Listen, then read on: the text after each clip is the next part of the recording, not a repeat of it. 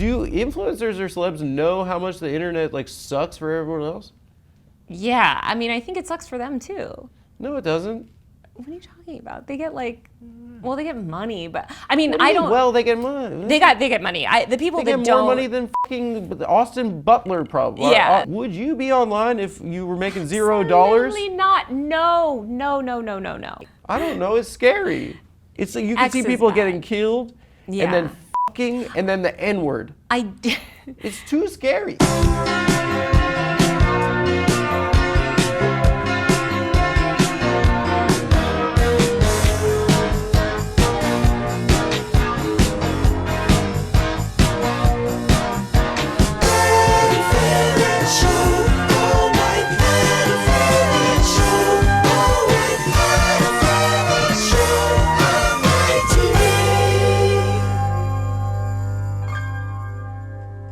Hello and welcome back to the Adam Friedland Show. Guys, it's finally here, the merch. We've been talking about it for weeks. You guys have saw me preview it last week. I said it'll be here any day now.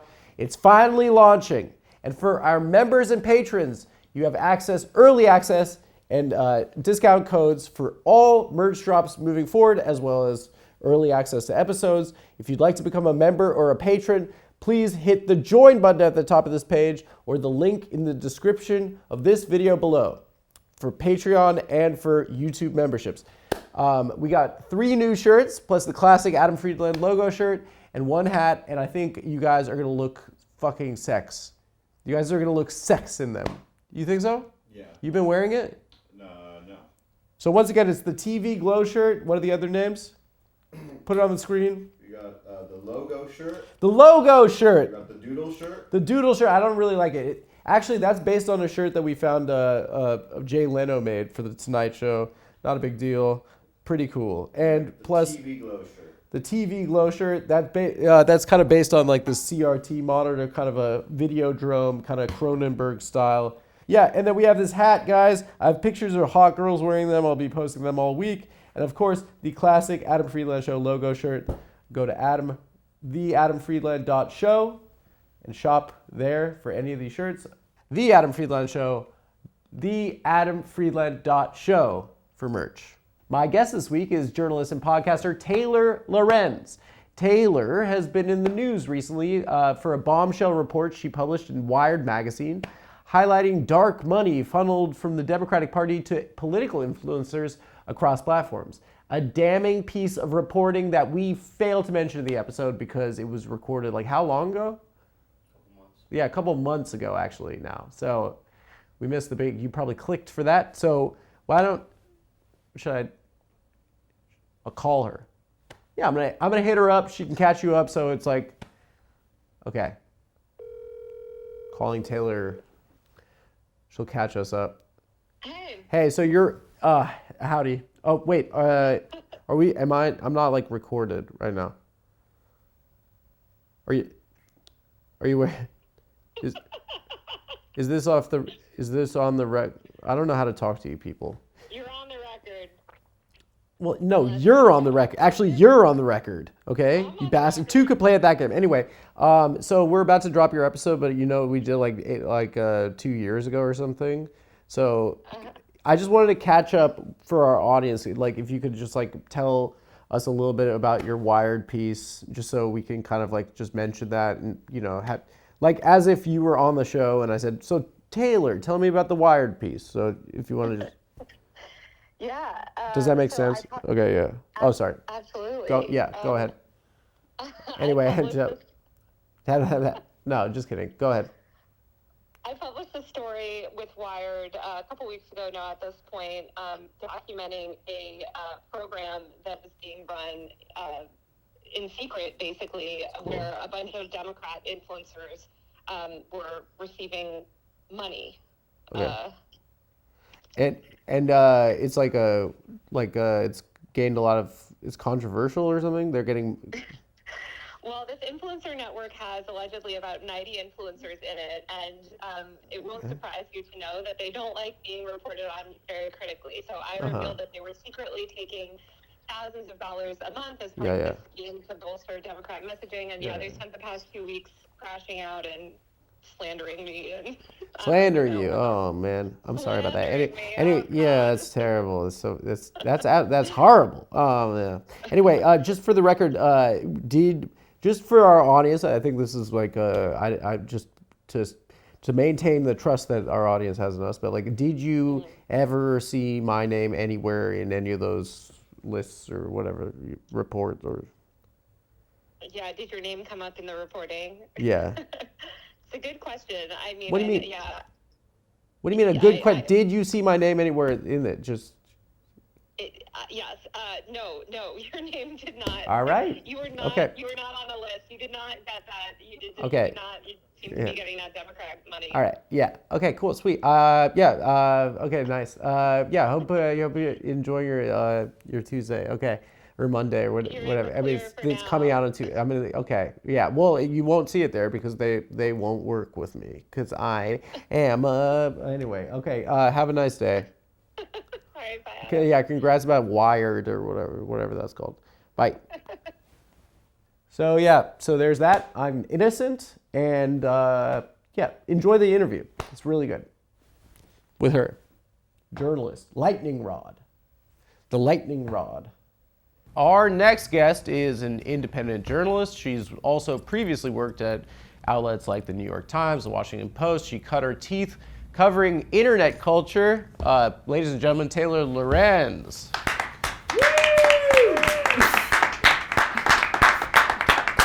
Thank you. What is it? This or this? Pleasure. I don't know. I don't know. I feel so. I took a PCR for you though. I know. Thank you. I know. I have no immune system, unfortunately. Is it tough? Is it tough, like just like operating that way? Yes. Like, yeah. Yeah, it sucks. And people are mean to you. They're like, yeah, you're a they loser. hate it. They're like, fuck you. Yeah, yeah. Can we curse? It's tough. Yeah. Everyone here is in hazmat suits right now for your comfort.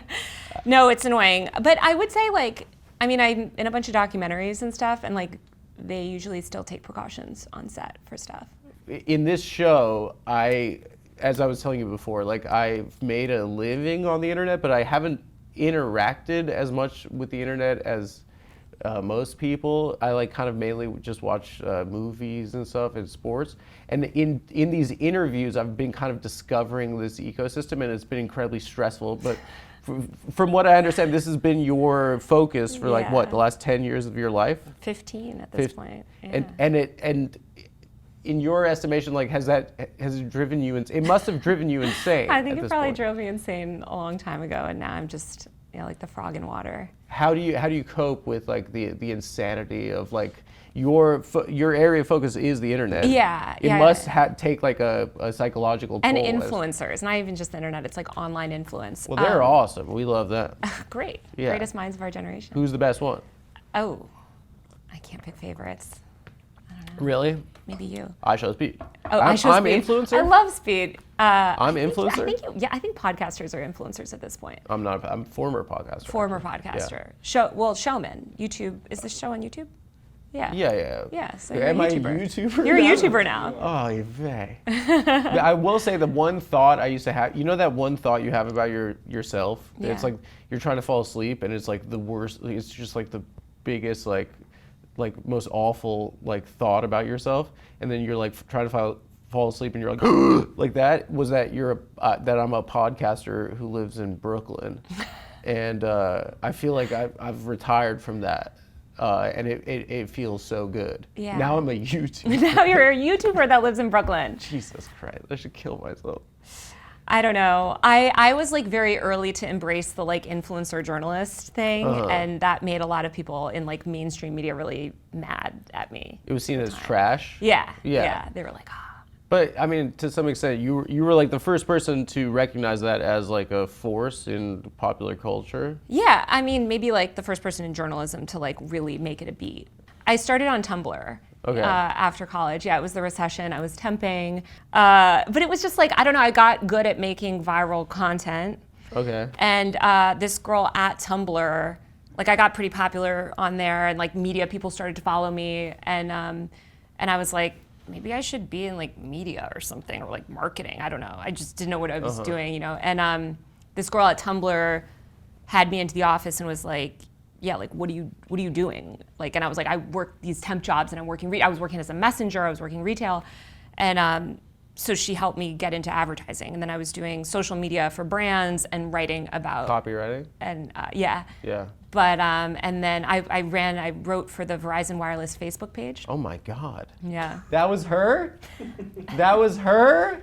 My favorite moment from that What? job, it was the 10th anniversary of 9/11. Thank God. And they wanted to put the Oh my Verizon God. logo Yeah. in the lights. They wanted to do a Facebook post that was like I don't think that's funny. 4G. It was We a kept it terrible day. going. No. Yeah. Verizon wanted to They wanted to do advertise- that, and I just remember being like, this was like before like there was even like really backlash to brands online, but I was like, I feel like we shouldn't do that. Yeah. And then I was writing, I was blogging, Yeah. always writing about influencers. When I was big on Tumblr, like other people that were big on Tumblr were like Fuck Jerry, the Fat Jew, and a lot of like early YouTubers. And the mainstream media was like writing really like stupid articles about them. And I was like, I'm gonna write my own articles about how like this is labor and like this is work and like internet labor is real labor. Memes is labor. Yeah, it's hard labor to make Well, so content. you approached it as a content creator and then went into journalism. Yeah.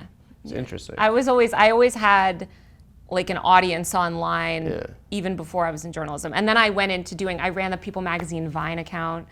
I was doing like social media for like media brands. I launched all the Daily Mail's social media channels. What was it like working for them bastards? It was great. It was like a crazy job because I was the youngest woman in like senior management because this was 2012 when like if you knew how to like do anything on the internet and get traffic for them, they were just like, oh my God.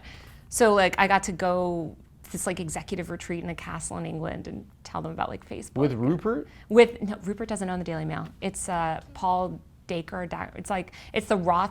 I can't remember their name, but it's a different right-wing family in England. But I mean, at this point, we can see that like it is culture at this point. Oh well, now Is they that lost still that up for battle. debate amongst legacy media? Yeah. The legacy Like, media. I mean, how at this I know. It's interesting because like I covered the first. I had a Snapchat show in 2016. I covered the first Nice. Trump. Yeah. So they were like Did you giving get a Quibi deal? Quibi. No, I wish. Oh my God. I wish. They were just throwing They were money throwing around. money out. I know. Katzenberg, where are you, dude? Give me something for this. He should relaunch. I would sell this to anyone. Yeah. I would sell this to fucking Lockheed Martin if they. But I just want to say, like, Yeah, go ahead. in 2016, I was at the Hilton in the room when Trump won, and not many media I wanted reporters to even ask you bothered about to that. get credentialed for that. And it was all like internet people. It was like forum admins and like influencers and like content creator internet people. That election, even though all these liberals were like, it was Russia that put him in office or whatever, like that election was so defined by the internet and new media. And I don't think it was until this election the mainstream media even started to notice that like, oh, we're actually becoming irrelevant. I think it was like when Trump started to put these people in the press briefing room and all this stuff. What was that night? Because my impression was always like, that was one of the most insane things I've ever seen in my entire Yeah, life, right? yeah. I was at the Chapo Trap House live show, right? And they wrote an entire show to be like, congrats, Hillary, right? And as it was falling apart that night, I was like, this is the funniest thing in the world. And then I went to a bar. You know that picture of Paris the day after the Nazis took over? Yeah. And there's those like the citizens of Paris that are like, we have lost Paris. Yeah, and Yeah. that is what Brooklyn looked like at the time. My impression was like those pictures of Trump in the war room was like he didn't want to win. Oh, he didn't want to win. He didn't think he was going to win. And no one at the party thought he was going to win either. So funny. And it was so funny. And then they were going insane. I stayed there. I stayed up all night that night. I stayed there until 6:30 in the morning. That party went all night. And then I went and got in line outside the New Yorker hotel to cover Hillary's concession speech, afters. where everyone was just weeping. Yeah, everyone was like, You went to it was afters rainy. at Hillary. Yeah, and she was like, oh, yeah. Yeah. You did Yeah. Molly at the deplorable? No. No, you didn't. I think I had some, maybe a drink or two, but. Ooh. Yeah, with who, like the QAnon caveman QAnon and people. stuff? Yeah. I was making. Do you remember the moment he walked out? Oh, absolutely. I have is- it on camera. It is Yeah. maybe one of the most, because I had just smoked weed and then I laughed and I was like, Donald Trump from Apprentice just became the president, and then And then he walked out on stage, and he was a big old stupid like shit body, and it was kind of in silhouette, and it was like, you got no respect what you wanted, and I was like blazed, and I was like, this is the most insane thing I've ever seen in my entire life. Yeah. The choral part of you can't always get what you want. Yeah. And like just it was like, I think, a moment of like, this is like it's douchey to say this, but I'm like, this is one of the greatest works of art I've ever seen in my entire life. This past election, I didn't think we were gonna get. I was like, there's no way he's not gonna do it twice. That election, I was like, 100% he's winning, and I have the receipts. How did people. You didn't know 100%? Not 100%, but I was telling people that I thought he was gonna win because I was doing Facebook stuff and internet. Like, I mean, I was working social media and like. When Bernie was, I covered Bernie for the first 3 months before he dropped out. Yeah. R.I.P. Obviously, was like that. Anyway, but Bernie would do well on Facebook, but like Trump was just like the internet. There was this like groundswell of support online that like no liberals were taking. Like liberals were in like full just delusion. They were delusional about it, and they were so delusional about the internet and delusional about like. I think they were just like delusional. I've been going through like an archive of Howard Stern. Like, I grew up listening to Stern a lot, and he went on like almost 100 times. And I've been like listening back to them because like as an interviewer, like he is one of the most difficult interview subjects, right? Yeah. Like if you're untethered to the truth, you know, like if you say, oh, like, do you know Roy Cohn? He's like, I never met him. Like, what do you do, right? Yeah. When you know that he knows the guy, right? But Howard, the way that he kind of like massages his ego and then gets anything out. Yeah. Just like, you know, does Melania, you know, do anal with you? And like, he's like, oh, Howard, I would never say, I would never say, you know, like just, but like one thing that Trump recognized was like, I think polite society saw Howard's audience as trash, right? But he realized the size of the audience, and he built The Apprentice into like the #2 rated like program after the Super Bowl. And I think that was kind of a proto like MAGA like realization he's had, because he's not really a businessman. He's like an entertainer. He's from television. Yeah. And he's very good at that. I want to talk about like covering influencers though, and then go back to like contemporary politics. Like how has that ecosystem changed? Like I think a lot about what the Paul brothers were in 2015 versus what they are now, and like what are the conditions that you've noticed that have sustained careers, and what has killed a career, you know? There's just so much more money in this space. There's so much more legitimacy. 2015, I mean, the Paul brothers came of Vine, and I write about this in my book, Extremely Online. That was sort of when people started to become like multi-platform. Before, they were very associated with one platform. When after Vine. So Vine started to decline. There was this famous meeting where 19 or 20 of the biggest Viners got together and demanded money from Vine. They were like, we're making you guys so much money. Like, it was can a you King pay us? Batch. Yeah, exactly. What happened to him? He's dead? Oh no, he's around. Okay. But yeah, it was that era. Yeah. And so they wanted money from the platform. The platform was like, the platform was just owned by Twitter, didn't want to give them money because they were worried that every celebrity would then want to be paid for their tweets. And they just didn't also have the money. So they sort of really started to go to YouTube and become these multi-platform stars. And that was also when all this money started to really pour into the space. And that was like the beginning of the prank era of YouTube. And you saw all these people take off. But I would say like the biggest change in the past 20 years, really since the content creator industry started, is like just the money and the legitimacy. Do influencers or celebs know how much the internet like sucks for everyone else? Yeah, I mean, I think it sucks for them too. No, it doesn't. What are you talking about? They get like, well, they get money, but I mean, I don't. Well, they get money. They get money. The people that don't get more money than fucking Austin Butler, probably. Yeah, that's true. A lot of them are making money, but the ones that don't make money, I'm always fascinated by, because it's like. But that's everyone on the internet. Well, those right, exactly. The average people that spend all day online. Would you be online if you were making $0? Absolutely not. No. I don't know. It's scary.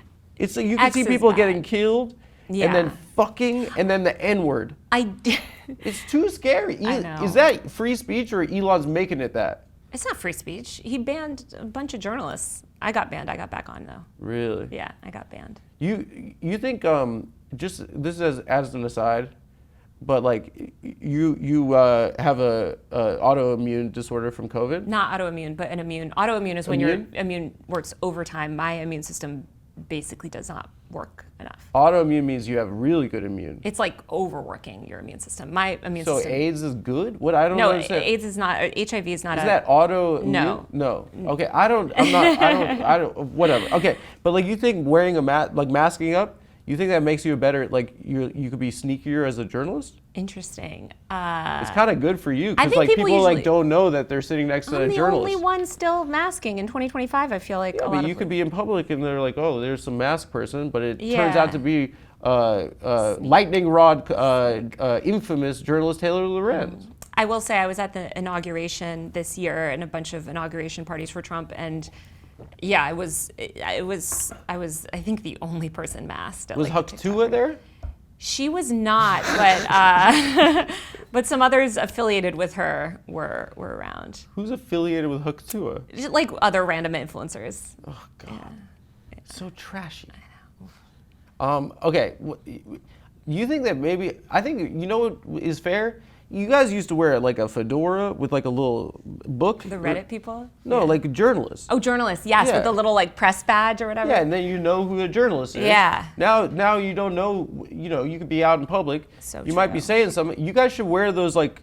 I think you guys should wear those vests from like war zones. Those Yeah, blue the vests blue that say ones. press. With the fedora. Just because I mess up things that I say all the time. But people don't need to be a journalist to, like, now we just have this like crowdsourced surveillance state where everyone's recording everyone at all times, like everywhere you go, you know? Really? Yeah. Not all the time. A lot of the time. I think with facial, I don't know if you've ever used the website. Have you ever heard of PimEyes?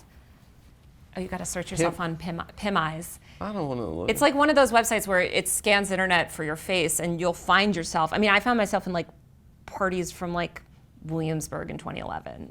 Nice. Yeah. Animal Collective. Yeah, it's like that. The I was grizzly living in bear? Williamsburg in 2011. I thought it was like peak cool. Wait, I want to go back because I'm getting off track again. But like, as someone that's covered this, like, do you think we could fix it? I do believe in I do believe in like an open web and free speech and the internet's democratizing power. I think what's been really scary in liberal and leftist spaces over the past 10 years really is this regression where they're so pro censorship, so pro they want to fucking dismantle Section 230. Like they want to. What's that? It's basically the law that guarantees a free internet. It allows for you to have basically any platform to sort of like host your speech. For if I wanted to sue you, I'm suing you and not the platform. So it protects platforms' ability to publish a wide variety of things. Is it protects Google from getting sued? Yeah, sued for defamation. You can make a lot more money if you get them in the lawsuit too. Be sick. Well, they would just shut down. Like, I mean, the point is not they gonna would shut stop. down They wouldn't Google. shut down. They would stop hosting speech, and that's the concern. They sort of pre-censor things with like the Kids Online Safety Act and this panic over children, like having open access to information about like trans people when they're teenagers. It's caused these platforms to pre-censor a lot of stuff, and I think a lot of these platforms have become way too censorious. We don't have enough free speech online. You're saying, but liberals aren't telling them to censor trans stuff. Liberals want censorship of right-wing ideas, and right-wingers want censorship of trans stuff and reproductive justice. They just want to censor each other, and that's why they can come together on these really dangerous, bad, dangerous censorship laws, like the Kids Online Safety Act, like the Take It Down Act. You mentioned kids. It's like I'm 38, so like we didn't have I couldn't just watch porn, like Pornhub style. Yeah. I had to go searching for it. I had to like people would like hide it in the woods and stuff like that. In the woods? And I feel like I don't know. Maybe it's maybe it's fucked kids up like that at 11 they could just see people fucking it's like maybe that's a little bit not speech, but I don't here's the thing. I'm open to that. Yeah, I'm sure. I think when you frame it that way, it feeds into a moral panic. I think that what you're asking for, it seems like what you're advocating for is age verification online. I think you need to weigh the upsides and the downsides, right? Like Could an 11-year-old see porn online? Maybe. But do you want this comprehensive age verification system where everything you do online is tied to your offline identity? That's what they're trying to build right now. What does that mean? Basically, remove anonymous speech online. So right now, you can go on a website, right? And the government doesn't know like who's browsing what website, who's consuming what content, who's posting what, a lot of the times, right? Which is really essential to democracy. It's really essential to free speech, activism, journalism, stuff like that, right? So we want anonymity on the internet. Hey guys, let me tell you about an online cannabis company that's revolutionizing the way we deal with life's challenges. From sleepless nights to stress-filled days, it's mood.com. They've created an entire line of functional gummies that target specific health concerns with 100% federally legal THC blends. They'll deliver them discreetly right to your doorstep. And you can get 20% off your first order at mood.com with the promo code TAFS.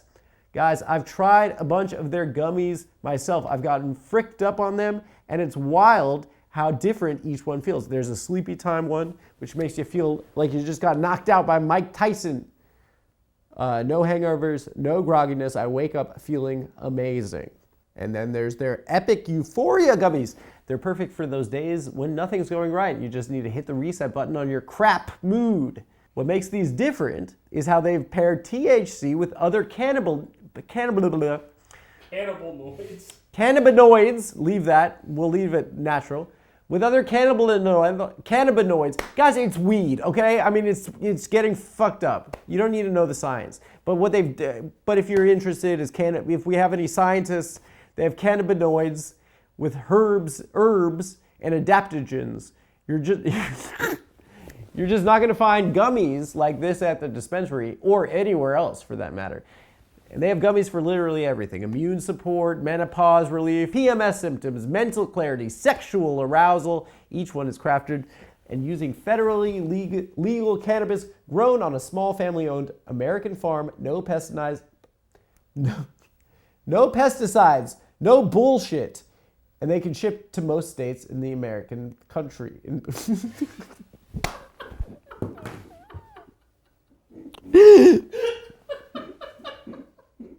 Best of all, not only does Mood stand behind everything with an industry-leading 100-day satisfaction guarantee, but as I mentioned, listeners get 20% off their first order at code TAFS. So head to mood.com, browse their amazing selection of functional gummies, and find the perfect gummy for whatever you're dealing with. And remember to use the promo code TAFS at checkout to save 20% off your first order.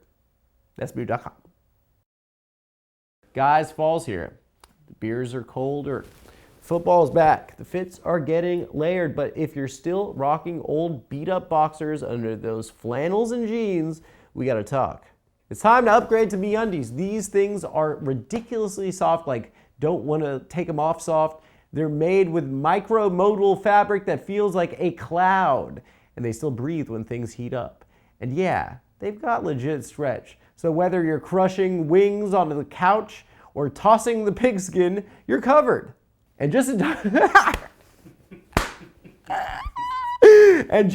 for spook season, MeUndies limited edition Halloween line features festive prints, including glow-in-the-dark underwear, so you can bring the spooky vibes underneath it all.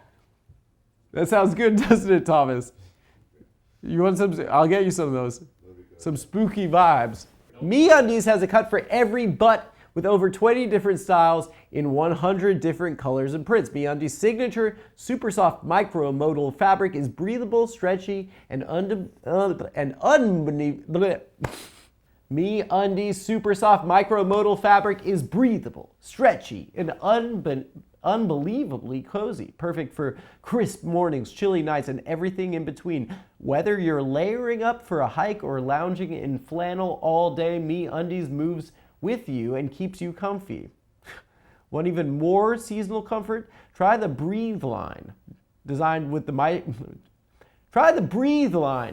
moisture wicking and anti-odor tech to keep you fresh through fall workouts and just a long day of pumpkin picking. Guys, they're sustainably sourced materials. They work with partners that care for their workers. Not happy with your first pair of undies? It's on MeUndies, okay? With more than 30 million pairs sold and 90,000 5-star reviews. MeUndies are essential fall must-have for every drawer. Guys, I needed this product. It's what I use. I went to the doctor one day and I said, what's wrong with my shit? And he said, you don't have micromodal technology in your pants. Now that I have it, I have a spring in my step. People like me, they respect me, and it's because I'm wearing micromodal technology inside of my pants. Have I gotten any compliments wearing them? Absolutely. You know why? Because I wear them on the inside and the outside of my pants. Right now, as a listener of my show, you can get cozy and spooky and for less with deals of up to 50% off MeUndies.com/TAFS and enter promo code TAFS. That's MeUndies.com/TAFS, promo code TAFS for 50% off MeUndies comfort that's made for fall. Nice. One thing I've in like looking at your stuff that's interesting is like you've made a point that like you make statements about what your like political ideology is, right? And like obviously journalists are human beings, right? But we didn't know like Dan Rather's like I think we did. I mean, we could guess, but he wasn't like He wasn't overt about it. He wasn't like fuck rest in piss Biden. You say that? Rest in piss Biden? I did. You hate know what Joe you're Biden. doing. You know what you're doing. Yeah. You know what you're doing. Yeah. You know what you're doing. You know like these like journo DC blue They check types. fucking hate it. Yeah, I like they'll them. take it they'll take the every bait. time. Every time. So they'll take the what bait. is the line between someone that's playing the game and someone that's covering the game? And where do you exist in that spectrum? Yeah, I mean, I do hate. I will say, I believe that shit. Like, I hate Joe Biden. Like, I think he is a. Sure, but you're trying to piss off other fucking other people in your fucking industry that are. I mean, you live in a world of scoundrels, and you're trying to like piss off fucking I don't know, the Atlantic. I like to get a rise out of these people that I think are sort of just fundamentally unserious. Like they're lying. Like their whole thing of like. We don't have an agenda. We don't have an opinion. I think now, especially, I mean, considering the context of Gaza, like we see that the media does have an agenda and the media does have a certain political slant and certain journalists at these places, I mean, all journalists, journalism is not a neutral act. Every editorial decision is made, to present a certain version of events.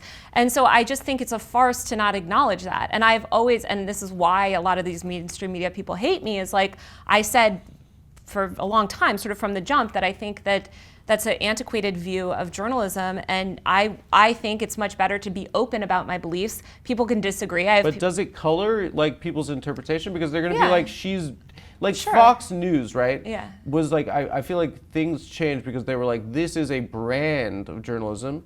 And I think that like, I guess it's an interesting question. Journalists but like, have always had brands. Does that color your analysis as a liberal or leftist or like, like does that like, instead of like, oh, I'm finding sources and I'm telling a story and I have like professional ethics. But I'm not lying about it. Like what bothers me about traditional media is that they're lying. Like they're not, and not all of them, of course, and there's amazing journalists. When have they ever lied? Joe Biden was fine. He was doing great, guys.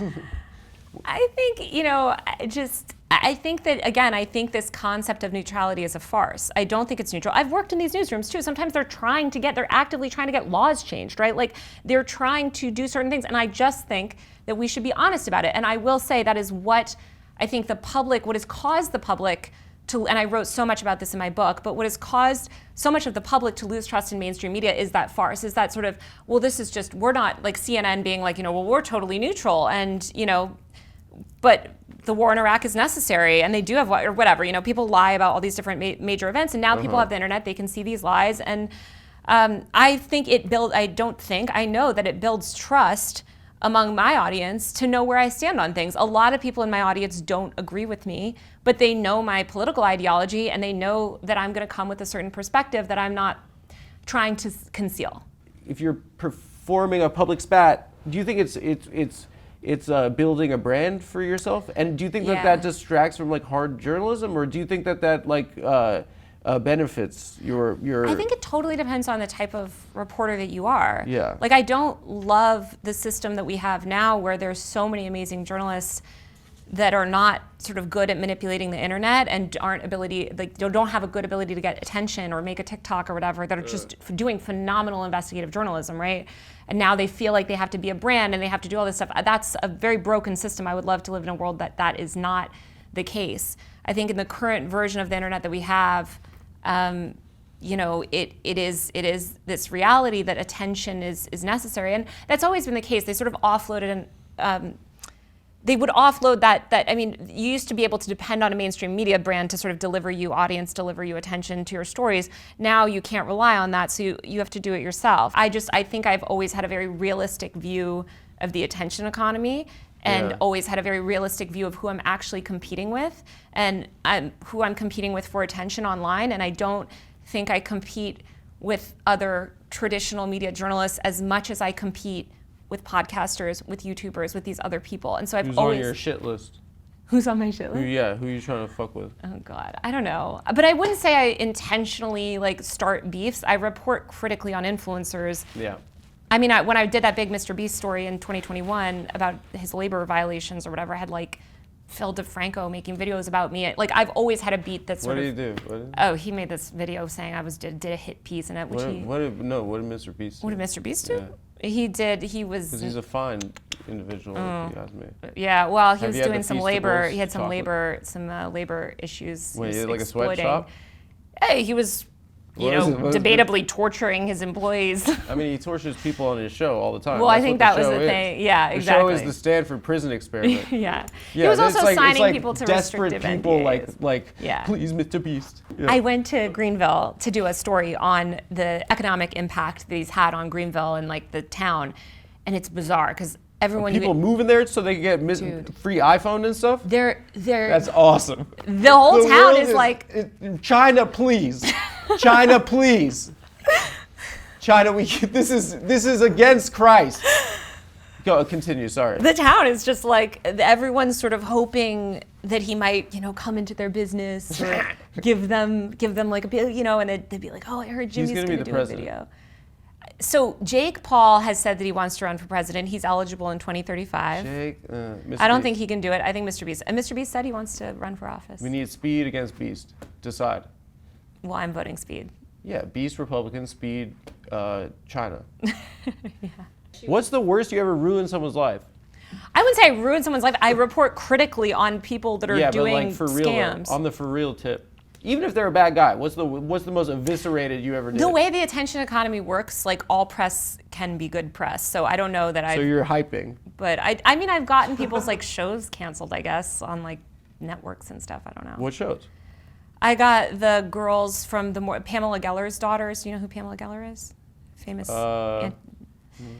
She's just a don't know crazy shit, right-wing influencer. Yeah, she has these two extremist daughters who had this podcast on Yahoo's network or something. You got a podcast, Yahoo Yahoo podcast podcast canceled. And now I think somebody, their fandom really hates me for that. I don't know who these people Pamela are. Pamela Geller, it went I know sort of. Speed, Mr. Beast, pretty much. That's Yeah. all you need to know. LeBron, Luka. Well, yeah. Yeah. Jalen Brunson.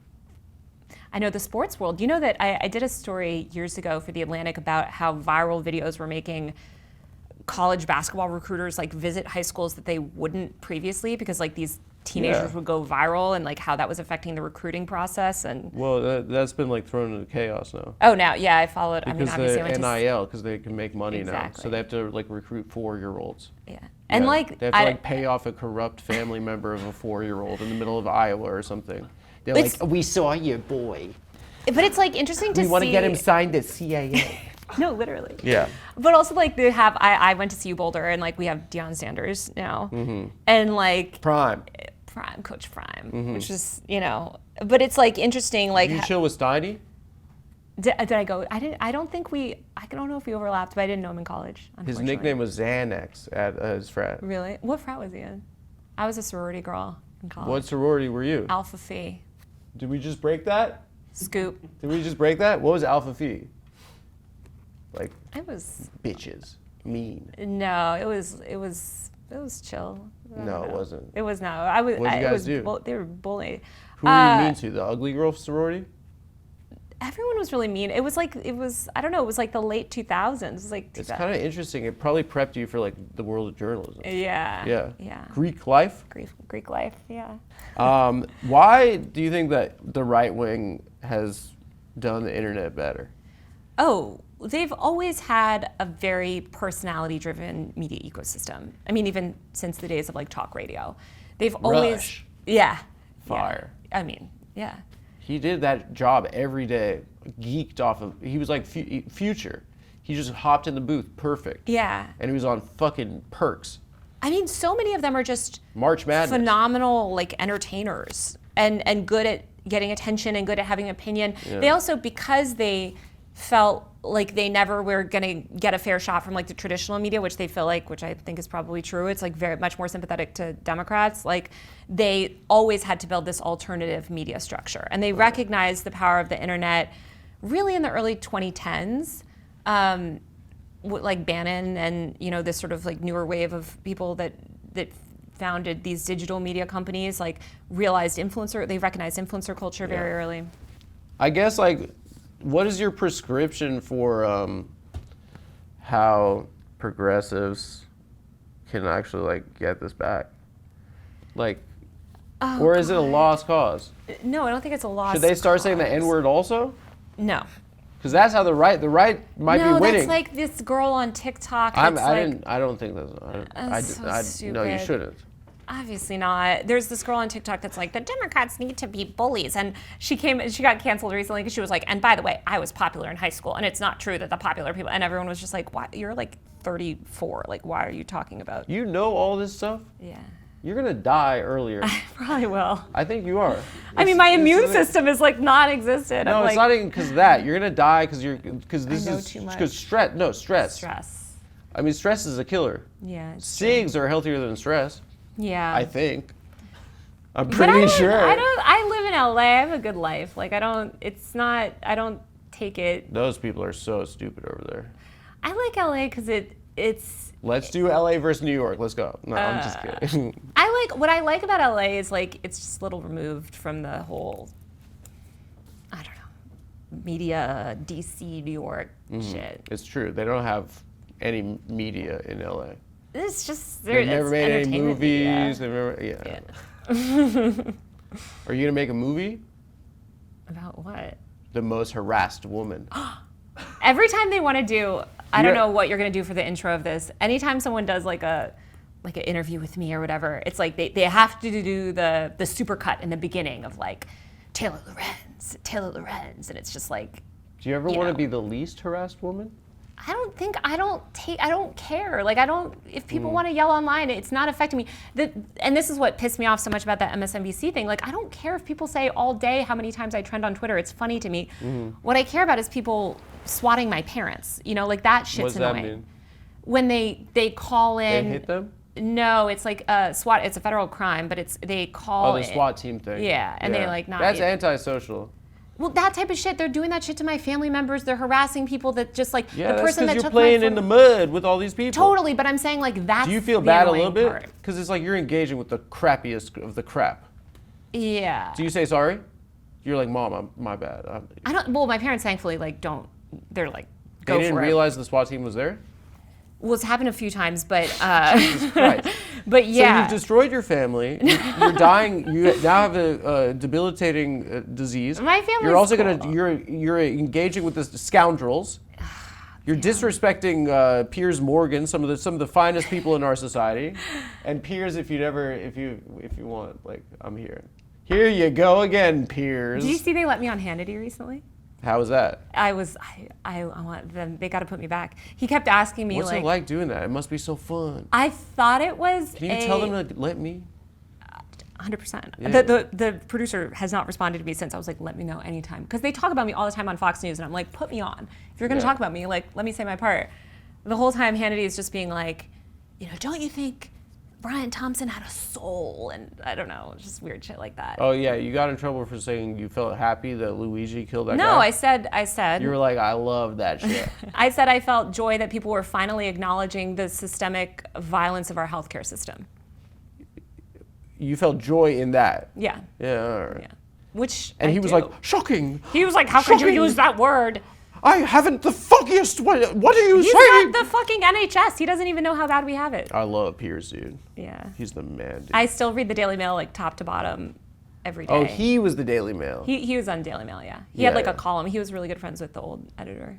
What if you wrote an article about someone and they killed themselves? Would you feel bad? Of course, yeah. I mean, if my article was like relevant to if they killed themselves unrelatedly, but yeah, I mean, if I wrote something that ultimately led them to spiral, I would feel bad. This is like I think this is perhaps one of my greatest challenges because you're perhaps the most media trained guest I've ever had because you're the media, Yeah. right? I don't know. Yeah, but I do think it's weird to be on the other side of things. Yeah. It's hard to interview too. How the fuck do you? Welcome to the Thunderdome.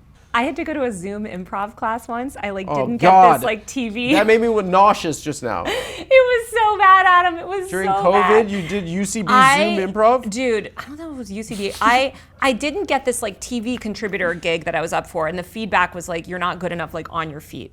And so Oh, to be like with a microphone? And yeah, stuff? I was gonna do. It was like this like TV hosting thing. Cool. Mario And- Lopez style. I like, which I've done tons of like internet stuff like that. This was for broadcast anyway, and that was the feedback. And so they were like, "Oh, you should do like an improv class." This was like April 2020.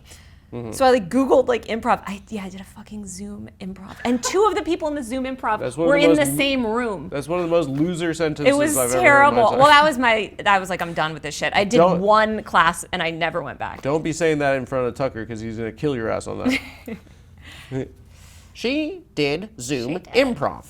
What? I guess I have one last question. What would you identify as like your project? Like what? Like obviously you have an ambition career-wise. There's a few things. I think I want to help people understand the internet. I want people to recognize the dynamics of our internet, sort of help educate people about the attention economy and take it seriously. I mean, I do think I've done a lot to help people understand the media landscape differently than maybe they have. Now, more recently, now that people sort of I feel like I've accomplished a lot of that. Like I used to feel like if I don't write this story, like no one will cover it. Like no one else covers this industry. Like there's not that many reporters. Like I have to do it. Yeah. Now I feel like there's people covering that. Now I'm very focused on free speech, and protecting free speech online. And Babies watching porn and stuff. Yeah. no, I mean just like civil liberties. Like I think, like I said before, like liberals and leftists have abandoned so much of that and pushed this like bullshit moral panic stuff that's not based in reality and not based in any sort of science or anything, and so I care. I remember like government class when you learned about Skokie, Illinois. Yeah. I always thought it was like so cool that like there were like lawyers, and a lot of them were Jewish at the ACLU that were defending Nazis. Yeah. That like their right to like march through a community, which I understand had a lot of Holocaust survivors, but they having like a principle like free speech being paramount. But now that would To me sounded like that's really dope. That like it's more important we protect this. Yes. And even by standing up for the Nazis. So I understand that as a progressive principle for sure. But most progressives today, I would argue, don't. Like, I think a lot of people on the left today would argue for deplatforming, would argue for censorship. They're arguing for these age verification laws, these really dangerous internet bills that do want to strip speech rights. But these are corporations with profit incentives, right? Exactly, and we stock should, prices. instead of punishing the users, which is what these speech laws do, they're not punishing the companies. There's a reason why Apple and X are backing a lot of these, like, backing like age verification and things like the Take It Down Act or whatever, because it punishes the users. It punishes speech online. It doesn't actually fundamentally affect the business model. These profit-driven companies, they have no incentive to protect free speech. Yeah. If they get this law passed in Texas that they have, it's HB, I can't remember the name, I made a video about it recently, but they want to censor all speech about abortion online, criminalize it essentially. Yeah. And we don't have state-by-state internet laws. So that will result in that sort of content getting censored across the country. And Facebook doesn't care. They're like, okay, if the government says that, sure, we'll censor it. We don't care. We're in the profit-driven business. Yeah. Because you got muscles now and a chain. Exactly. And he's like, no, he I'm doesn't care free about, speech. He doesn't care. None of them actually care Not about like defending free MMA. speech. But I don't think many people do care about protecting free speech outside of maybe FIRE and the Electronic Frontier Foundation and like a couple organizations. But like I'm talking about like activists, like they don't care. They're saying this bullshit about like we gotta ban cell phones or whatever. Like it's like I really care about speech online. And if I had to sort of think about like, I feel like if I have to pick an issue that I want people to understand, it's that one. Yeah. I worry, I don't know. I don't know what the answer is. Too much speech. I just worry that people like just aren't, people are being like freakazoids. People are being fucking weird. And I think that like, I think it is bizarre to be like for $0 yelling at the government or like the president all day, right? I think that's, yeah. I think it's like, I can't understand, but I think that everyone kind of like views things as like personal branding now. And like, but like, I like it when things are normal and it's too weird. You're in the wrong decade. I think a lot of the problems that people ascribe to the internet are broader problems with like capitalism, and I think we could have a less profit-driven internet, and that would be a better internet. Yeah, how the fuck are you gonna do that? We have systems like that. We did it. Things. You have broker companies? No, but we have right now. We have a duopoly. I think it's interesting, by the way, that there's all this like antitrust conversation. I think that should have happened 10 years ago. Okay. I think the fact that so much of the internet now is defined by like a very small amount of major social platforms that have like a complete dominance of the market and can act arbitrarily to some, like I think that's bad. I think we should have more competition. I think we should have more private spaces. I think users deserve more control online over their online experience. These are all things we can advocate for that would make the internet a lot less like the way that you hate, it makes all of us miserable, right? Like it fucking makes all of us miserable. Like, but the answer is not to like eliminate the internet and censor speech. The answer is to regulate these companies in a smart and coherent way that actually targets the companies themselves and their business models. Maybe also the answer is like if someone has a job, they can't be doing that all day long, right? I feel like more jobs like require you to engage with the internet, though. Maybe it's just like not enough jobs, so people like are just like, I'm gonna be on the computer, like too many email jobs. I'm gonna be filming people like not wearing, wearing them. Some of them telling me to put a mask on CVS, and then I'm going to be in Congress in 2 years' time. Yeah, but I think that's the broader issue with like our attention economy, and all. I also don't think we would have a lot of these problems if we had a coherent like. So many of our problems are. I think if we had an actual populist movement, if we had a movement that was driven around class solidarity and workers' rights and things like, I just think a lot of these problems that are sort of systemic problems that we view through the internet would not manifest in the same way. Mm-hmm. So, but we don't have that. We have the Democratic Party instead. They're not doing anything. They're good. You're trying to get that DNC money. How do you get it? You know them? I mean, how do you get it? You gotta, Taylor Lorenz, everyone. That's fun. I think it was very substantive.